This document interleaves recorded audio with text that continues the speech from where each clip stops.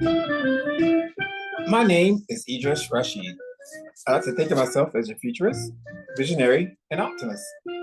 I follow the best people in their respective fields to bring you the best and most fact-supported content. I launched the Positively Living podcast because I strongly believe that one of the best ways of coping with life's event is by living a life with positive thoughts, words, and actions. However, not many of us know how to dive into living positively, especially in the face of seemingly constant negative events. This podcast is designed to train you how to begin doing just that.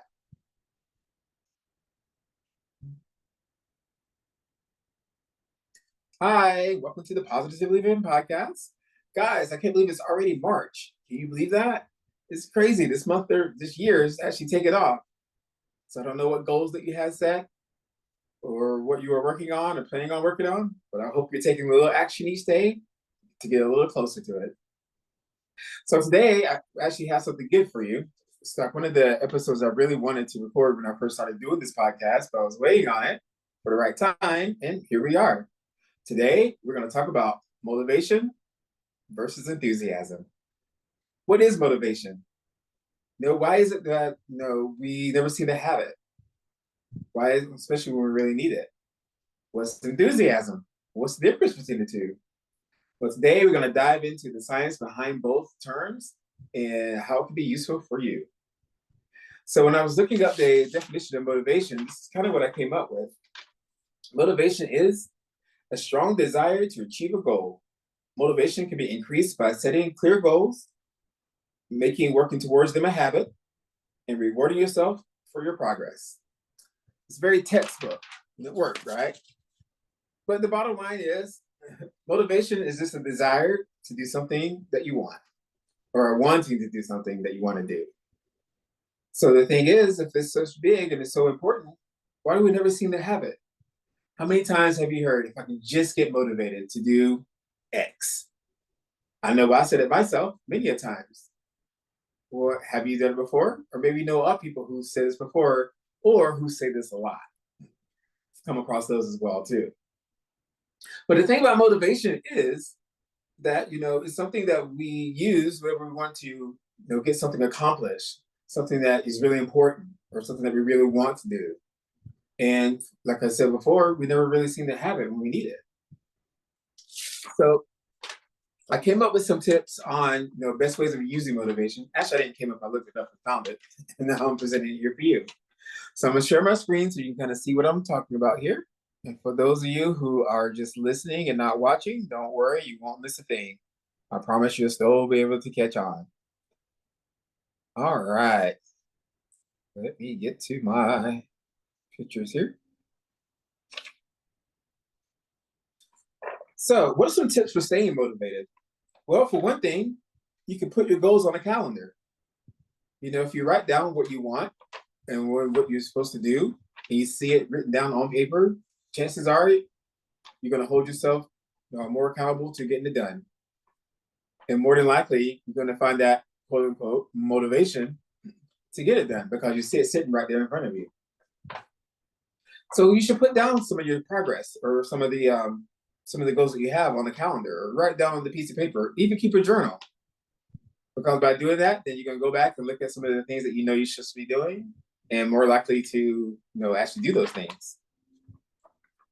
What's another one? A quote here from Tony Robbins. So winners or high achievers take imperfect actions, while lower achievers are still perfecting the plan. So I had to take out the word losers there because I don't believe anyone's a loser. I believe some people are lost, but they're not losers. So what does that mean? Winners take imperfect actions. That means winners know that things are going to happen. Things are going to come up. Does that stop us from doing what we want to do? No, we just find ways around it. Or go back and modify, see what went right, and then what went wrong, what needs to be changed, re-implement it. Maybe we need to throw the whole thing out and start all over again. If that's the case, that's the case. But how many times has something came up because we didn't have that perfect plan in action, or everything didn't work out perfectly or fall into place perfectly? We kind of just gave up. I know I've fallen into that before. Have you? What's another one? Set small goals for yourself. I'm one of those people who like to work backwards. So I put a goal out there towards the end, and I like to work backwards to get towards it because it's easier to work from end to beginning than beginning to end. And of course, like I said, things are going to change along the way. You got to roll with the punches and be ready to, roll over, get back up, and keep going. So make it a must. If you have a goal set, if it's important enough, make it a must. It's not something I think I should do or probably should get around to it. It's something that I must do. It's do or die. Stay focused. There's so many distractions out there between social media, even friends and people that we work with. So much stuff is going on out there that kind of takes away from or distracts us from staying focused on our goals. Get accountable. Now this one's really big because I really didn't understand the true meaning of this term until I went into business for myself and become an entrepreneur. Hold yourself accountable. If not just yourself, do something with the group. That way you hold each other accountable. Accountability is something that is there, when we want to feel like we're not either really mature or we're just a strong leader.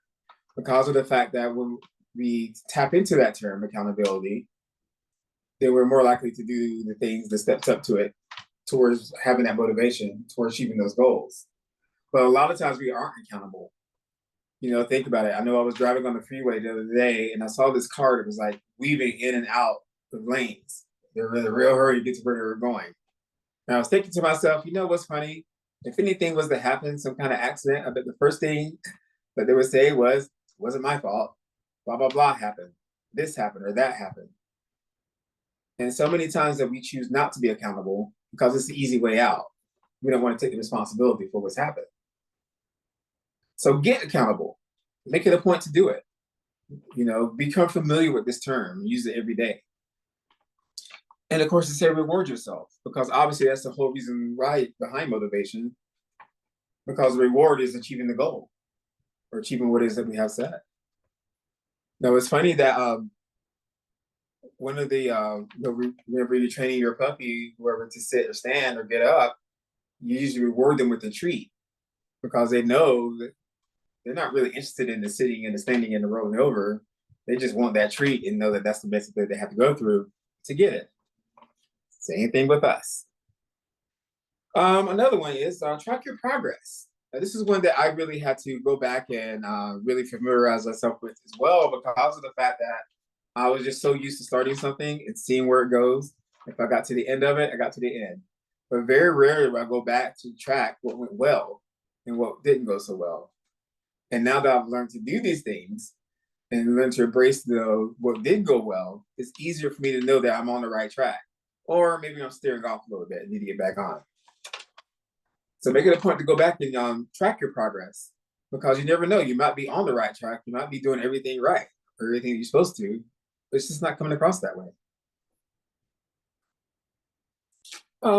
Embrace positive peer pressure. Now, this one's a big one too because of the fact that these days we're so much going on. We're living in a life in the world where there's so much negativity going around. So maybe some of the people that we hang out with, associate with, by choice or not, maybe they're whispering little things into our ears or giving us little ideas of negative peer pressure. Come out with us this weekend. Don't stay in. Don't stay in and work on your resume to get that job that you're really hoping to get. But then there's positive peer pressure. Surround yourself with positive people and then look around and see how your life changes. Because when you do that and you surround yourself with people who are pushing you to achieve those goals that you have set, you're more likely to achieve them, not just those, but other goals as well. You have that motivation because of the fact you're in an environment where you're being motivated, where you have that desire. And then, of course, practicing gratitude. The 7 benefits of gratitude here. Anytime, I feel like anything can always come back to gratitude. Any situation we find ourselves in, any situation where we're going, comes back to gratitude. Because I strongly believe that if we take time to really be thankful for the things that we have, then we're going to see more of the things that we actually have that we weren't able to see before. So go back to gratitude, make it a practice. And of course, reward. And I say this one for last for a reason, because of the fact that Again, like I said, the reward is the end goal. That's what we really want. Maybe your reward was that if you ran another mile or two on the treadmill, you got to watch that favorite show over the weekend. Or maybe it was something totally different. If you're able to, achieve that one goal that you had, close that one deal, or if you ever make that one sale, you can go to your favorite restaurant this weekend. Isn't that rewarding? Isn't that something that sounds motivational? And I ended with this one on purpose because of the fact that when we think about rewards and going to the end and motivation, there's one thing that stands out that we got to take time to acknowledge. It's called dopamine. Now, I'm just going to skim over what dopamine is because we're really going to go in depth on this in the upcoming episode. But dopamine is that little thing in our brain that gives us joy. Whenever we get that ding from someone putting a like on a post that we put on social media, or whenever you text someone and get that text back and you see it, you get hit with a dopamine or a dopamine hit. And it's great. It's very rewarding. However, dopamine can be very, very, very dangerous because of the fact that it's highly addictive. When I was looking at some of the other ways that dopamine affects us, some of the things that came back were kind of disturbing. I got things back like meth, cocaine, alcohol, sugar, dings from your phone whenever you do get a reply back from your message, from a text message, or if someone does like a post that you put. It's something that we crave if you in the right environment and around it long enough. And dopamine makes us motivational because we want to get that reward. We want that reward, and we'll be motivated to do whatever it is we got to do to get it. But it's very important that we put that motivation and put that dopamine into a positive way of using it, into something that's really going to be actionable for us. Now, again, going back to looking at motivation and looking at what makes us motivation, got a little story for you. When I was still working my corporate job, I remember just sitting at my desk one day saying, I'm ready to advance. I want to move up. I really want to get out of this role and get to something that's a little bit better. Maybe have some a little bit better paying. So I looked around, and the only thing that I could come up with was, okay, I found some jobs I wanted to apply for. But then I thought about it. I got to beef up my resume. There's no way that I'm going to be able to win these jobs with the resume that I have now. I have to make my resume fit that job position. So what did I do? I put it off a little bit. Oh, I'm not going to do it right now, though. Maybe I'll work on it a little bit this afternoon. And then afternoon comes, like, I really don't feel like going into it and rewriting this now. It just takes so much time. I'll do it later. I wasn't really motivated. And the fact that how many times have there been something that you wanted to do, but you just couldn't find the motivation to make it happen? Now, flip side for motivation is what's called enthusiasm. And we're going to talk about this guy here. This is, I believe his name is, it leaves me now. Where is I found him on LinkedIn when I was looking at differences between motivation and enthusiasm. This is Earle G. Hall. Now, Earle G. Hall has had many roles in his life. He has been CEO, I think he is still CEO of Access Network. And he wrote a really good article that talked about enthusiasm. And the thing is like, oh my gosh, when you think of enthusiasm versus motivation, it's kind of a game changer. And let me share with you some of the stuff that he wrote. Some of the things we got back was enthusiasm. What a tremendous word. It's more than a word. It's a frequency. Like the guitar solo from Comfortably Number from Top Gun theme, or specific frequencies touched to the core of our soul. Enthusiasm does just that. Enthusiasm beams from the heart. Enthusiasm is from the center of the heart, and it's completely locked between gratitude and love. When you're enthusiastic for something, your heart is engaged. There's no flight or fight there. There's no ego. There's only your heart broadcasting the light of enthusiasm. Take a moment and visualize someone you have recognized as enthusiastic. You know what I'm thinking about? As you can see from enthusiasm gleaming from their eyes, you know what they're thinking about. And he goes on to say, so why confuse motivation and enthusiasm? Well, there's no confusion. Motivation is like an aspirin. It is introduced from external force by oral or auditory means. It has a temporary palliative effect, provides relief, wears off, and then the symptoms seem to reappear. So, no, I do not believe motivation is a great thing. I do believe that motivation is a good thing. I think it is part of a whole where we can do the rah rah thing for a moment in time. However, it's not sustainable or not a sustainable fuel, such as joy, happiness, and success. So, guys, here's the thing about motivation here. I'm just going to be real with you. Share so you can see you again. And most people will probably agree that motivation is garbage. Why do we say that? It's never there when you need it. Again, I go back to say, how many times have I said I was just motivated to do blah? And it's never really there when you need it. So what I've learned over the years is that instead of trying to find motivation to do things, to really embrace that term enthusiasm. Because it's kind of a game changer. When you're enthusiastic about something, you are more motivated to do it. And when you're enthusiastic about something, the whole attitude towards whatever that is changes. It's not a burden to go through and to drudge yourself through to get through that next thing that you have to do to get there. You actually find joy in it. Now I know it's kind of hard to always find joy and find happiness in things that we don't enjoy doing too much, but we know we have to do it to get to that point. So you got to play mind games with yourself. Turn it into a game. Trick your mind into believing that it is something fun. It's something that you want to do. It's something desirable. Because of the fact, again, go back to that reward. And then if you recall from that episode, we talked about manifesting and how to manifest. It's never really that one thing that we want. It's that feeling that comes with it. That feeling is the real reward. That feeling that you have when you have that job that you want, you have the house that you want to live in, you're driving that car, and you have that family in the car with you that you've always wanted. Just stop for a second and think about something that you really wanted, have always wanted. Just close your eyes. It could be anything. Now think about what it would feel like to have that one thing. What comes towards you? What comes to you? What draws you in? What keeps you going?